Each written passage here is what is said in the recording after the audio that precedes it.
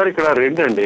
IAS IPS meeting అనేది సహజం. ప్రభుత్వం మారినప్పుడు ఏ చీఫ్ మినిస్టర్ అయినా ఏ ప్రభుత్వం అయినా తన టీంని డెవలప్ చేసుకోవడానికి అందరితో మీటింగ్ పెట్టి దిశానిర్దేశం చేయడం అనేది సహజం. అందులో చెప్పుకోదగ్గ విశేషం లేదు.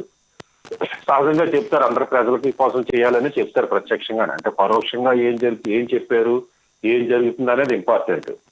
అయితే దానికి ప్యారలల్ గా నిన్న రెండు విషయాలు జరిగినాయి. ఒకటి ఐఏఎస్ ఐపీఎస్ మీటింగ్ లో దిశానిర్దేశం చేసి చంద్రబాబు నాయుడు గారు కానీ పవన్ కళ్యాణ్ గారు కానీ మాట్లాడింది ఏంటంటే, మా వాళ్ళు తప్పు చేసినా కానీ మాకు చెప్పండి, శిక్షిద్దాము, మేమే శిక్షిస్తాము, వాళ్ళు మా పార్టీని సస్పెండ్ చేస్తాము, యాక్షన్ తీసుకుందామని ఒకసారి చెప్తే ఒక వర్షన్ చెప్తే, మరో వెర్షన్ లో ఏంటంటే జగన్మోహన్ రెడ్డి గారు నాకు రక్షణ లేదు, నా ప్రాణాన్ని అరించేస్తున్నారు, అరించేసేటట్టు ఉంది ఈ ప్రభుత్వం అని విమర్శలు చేస్తూ హైకోర్టుకి వెళ్ళడం చాలా వివాదాస్పదమైన నిర్ణయం అండి అది.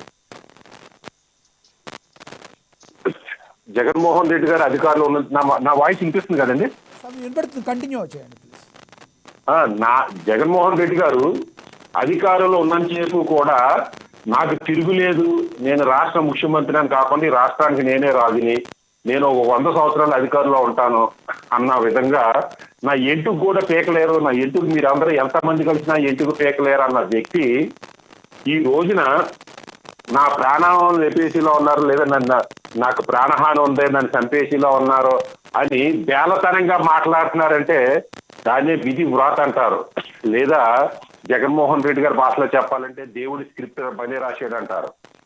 అధికారులు ఉన్నంతసేపు ఎర్రవేగిపోవడం, మీరు అధికారంలో ఉన్నంతసేపు ఎవరికి సెక్యూరిటీ ప్రొవైడ్ చేశారు, ఆ రోజున మీరు ప్రొవైడ్ చేస్తుంటే ఈ రోజు మీరు అడగడానికి వీలయ్యి ఉండేది. మీరు ఏమైనా చంద్రబాబు నాయుడు గారికి ఏమైనా సెక్యూరిటీ ప్రొవైడ్ చేశారా? ప్రతిపక్ష నాయకుడికి సెక్యూరిటీ అవసరం లేదని తీసేశారు. లేదా పవన్ కళ్యాణ్ గారికి ఏమైనా సెక్యూరిటీ ప్రొవైడ్ చేశారా? లేదా పవన్ కళ్యాణ్ గారు ఏమైనా సెక్యూరిటీ ప్రొవైడ్ చేయలేదు, నీకులా కోర్టుకు వెళ్ళారా? ఆ రోజు అధికారంలో ఉన్నది ఎవరికి అవసరం లేదు, నాకే సెక్యూరిటీ, పోలీసులు అంతా నా చుట్టూనే ఉండాలి, నా ఇంటి చుట్టూనే ఉండాలి, నా చుట్టూనే ఉండాలని విర్రవీగారు. సచిన్ గారు హైకోర్టుకి వెళ్ళిన దానిలో గతంలో తన మీద దాడి జరిగిన కోడికత్తి దాడి అయితే ఏంటి, మొన్న జరిగిన గులకరాయ దాడి అయితే ఏదైతే ఉందో ఆ దాడిని దృష్టిలో పెట్టుకుని నాకు మీరు సెక్యూరిటీ కల్పించాలని కోరుతున్నారు. సార్ ఇక్కడ అది మొత్తం అది కూడా చెప్పుకుని వస్తాను సార్. నేను ఇప్పుడు ఆయనకున్న భయం ఏంటి? అసలు నిజంగా కోడికత్తి దాడి చేసినాడు అన్నది, నిజంగా కోడికత్తిలో సంపద అనేది ప్లాన్ అయ్యి ఉంటే మీరు ఏ రోజైనా కోర్టుకు వెళ్ళి అతను చేసిన హత్యని మీకు చెప్పడానికి, నిరూపించడానికి ప్రయత్నం చేశారా? ఏ రోజునైనా కోర్టుకు వెళ్ళారా? మీ వాంగ్మూలం ఇచ్చారా? లేదా వివేకానంద రెడ్డి గారు హత్య గురించి మీరు ఏదైనా కోర్టుకు వెళ్ళారు? ఏ రోజునైనా కానీ మీరు తొందరగా సిబిఐ ఎంక్వైరీకి వేసారా? లేదా వివేకానంద రెడ్డి గారిని ఎవరు చంపారని అడగడానికి మీరు ఏమైనా ప్రయత్నం చేశారా? లేదా మీ తండ్రి గారు రాజశేఖర రెడ్డి గారు చంపిన ఎవరని నిరూపించడం కోసం, తెలుసుకోవడం కోసం మీరు ఏదైనా ప్రయత్నం చేశారా? అసలు మీ భయం ఏంటి? మీరు అసెంబ్లీలోకి ఏ రోజున వెళ్ళారా? నాకు తెలుసుంది అసెంబ్లీలో మీరు ఒక హాఫ్ అన్ అవర్ ఉన్నారేమో, హాఫ్ అన్ అవర్ కూడా ఉండరు బహుశా. మీరు ప్రమాణ స్వీకారానికి నేను లైవ్ లో చూసినంత వరకు నేను చూడడం తప్పు అంటే అసెంబ్లీకి వెళ్లకుండా నాకు అసెంబ్లీలో రక్షణ లేదు, మీరు అధికారంలో ఉన్నప్పుడు పరదాలతో అటు తిరిగారు. ఇవాళ మా అధికారం పోయిన తర్వాత మీరు ప్రజల్లో తిరుగుతున్నారా? మీరేమో 4 రోజులేమో బెంగళూరు ప్యాలెస్ లో ఉంటున్నారు, 3 రోజులేమో తాడేపల్లి ప్యాలెస్ లో ఉంటున్నారు. ఈ ప్యాలెస్ లో ఉండడానికి సెక్యూరిటీ ఎందుకు సార్? మీరు నిజంగా ప్రజల్లో తిరిగి ప్రజలను చైతన్యపరుస్తూ ప్రజా ఉద్యమాలు తీస్తూ ఒక పోలవరం గురించి, ఒక ప్రత్యేకవాద గురించి, రాష్ట్రాలు జరుగుతున్న అప్పుల్లో ఉన్న దానికి ఎలాగ అప్పుల్లో బయటికి తీసుకురావడం, దాని ఉద్యమాలు తీసుకురావడం గురించి మీరు ప్రజల్లో తిరుగుతుంటే ప్రతి రోజు 24 గంటల ప్రజల్లో ఉంటే ఖచ్చితంగా సెక్యూరిటీ ప్రొవైడ్ చేయాల్సిందే. మీరు ప్యాలెస్లో ఉంటూ కోర్టులకు వెళ్ళడం ఏంటంటే సెక్యూరిటీ ప్రొవైడ్ చేయమని, మీరు ప్యాలెస్లో ఉండడం కోసం సెక్యూరిటీ ప్రొవైడ్ చేయాలి. అయినా మీకు సెక్యూరిటీ లేదా? మీ సాక్షిలోనే వచ్చింది ఇవాళ చిత్తూరు 18 మంది ఎస్పీఎఫ్ అయితే స్పెషల్ ఫోర్స్ ఉందని. ఇంకా ఎంతమంది కావాలండి? సచిన్ గారు ఒకటి చెప్పండి.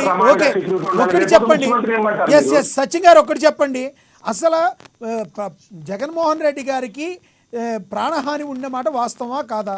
ఎందుకంటే ఆయన మీద 2 సార్లు అటాక్ జరిగింది. పోనీ కోడికత్తి తీసేయండి, మొన్న మధ్య రాయి కూడా తగిలింది. ఆయనకి ప్రాణహాని ఎలా ఉందంటారు? ఆయనకి ఉందా లేదా? దీనిలో క్యాచ్ చెప్పండి మీరు. సార్, ఒక రాజకీయ నాయకుడు ప్రజల్లోకి తిరిగే నాయకుడు వెళ్ళేటప్పుడు చిన్న చిన్న గులకరాలు వేస్తారో, చెప్పులు ఇసురుతారు, రాళ్ళు ఇసురుతారు, పువ్వులు వేస్తారు, ముద్దులు ఎట్టుకుంటారు, కసురుతారు, గిల్లుతారు. ఇవన్నీ సహజం. అది ప్రాణహాని కాదండి. ప్రాణహాని అంటే సపోజ్ చంద్రబాబు నాయుడు గారు అలిపిరి వెళ్తుంటే ఇది బాంబులు ఇచ్చి లేపేసారు, లేపేయడానికి ప్రయత్నించేశారు, దాని ప్రాణహాని అంటారు. ప్రాణహాని అంటే ఇది వివేకానంద రెడ్డి గారిని గొడ్డలు ఇచ్చి పొడి చేశారు, దాని ప్రాణహాని అంటారు. సార్, ప్రాణహాని అంటే పెద్దగా జరిగిన తర్వాత ప్రయత్నం చేస్తుంటే సార్, దాని పెద్దగా ప్రాణహాని అంటారు. అసలు జగన్మోహన్ రెడ్డి గారు ఎవరి దగ్గర నుంచి ప్రాణహాని ఉంది? జనసేన నుంచి ఉందా? జనసేనకి అంతకు సీన్ లేదు. బీజేపీకి ఉందా? బీజేపీకి రాష్ట్రంలో అంత సీన్ లేదు, అంత పట్టించుకోదు. తెలుగుదేశానికి వైసీపీకి అన్యోన్యత ఎప్పుడూ ఉన్నదే, ఎవరో దాయిలేదు. మీరు ఒకరికొకరు కాపాడుకుంటూనే వస్తున్నారు. అసలు ఎక్కడి నుంచి ఉంది? సామాజిక వర్గాల వారిగానా మీకు వ్యతిరేక మీరు కాపులకు అంత సీన్ లేదు, దళితులకు అంత సీన్ లేదు, బీసీలకు అంత సీన్ లేదు. లేదా కమ్మారెడ్డి మధ్య మీ ఇద్దరి మధ్యన అన్యోన్యత అట్లాగే ఉంది. ఎక్కడ ఏది చెడిపోలేదు. మీరు టీవీలో తీసుకోవడం తప్పించి మీరు లీగల్ గా యాక్షన్ తీసుకోరు. ఇంకెవరి దగ్గర నుంచి ఉంది? మీరు ఏమైనా అధికారంలో ఉన్నప్పుడు ఆ మధ్య ఏదో గంజాయి కంటైనర్లు అయి దొరికినాయి అంటారు. అటువంటి ఏమన్నా లిటిగేషన్ మీకు కానీ మీ వెనకాల ఉన్న వాళ్ళకి ఉన్నాయని భయం ఏమన్నా ఉందా? ఉంటే వాళ్ళు ఏదన్నా మాఫియా ఏదన్నా తెగవాడతారని భయం ఉందా? లేదా ఆ మధ్యన ఎక్కడో 3-4 కంటైనర్లు డబ్బులు దొరికిన రూమర్స్ వచ్చినాయి, నాకు వాస్తవాలు తెలియదు. కానీ అటువంటి ఏమన్నా మీ తలకు చూసుకుంటాయనే భయం ఏమైనా ఉందా? వాళ్ళు ఎవరైనా తిరగబాడతారని భయం ఉందా? లేదా మీరు చేసిన పాపాలు, మీరు ఒక రాజకీయ నాయకుడు అనుకుంటున్నాను, అధికారంలో మీరు చేయలేదని అనుకుంటున్నాను పాపాలు, మీరు చేసిన పాపాలు మీకు తిరగబాడతారు. ఓకే సచిన్ గారు.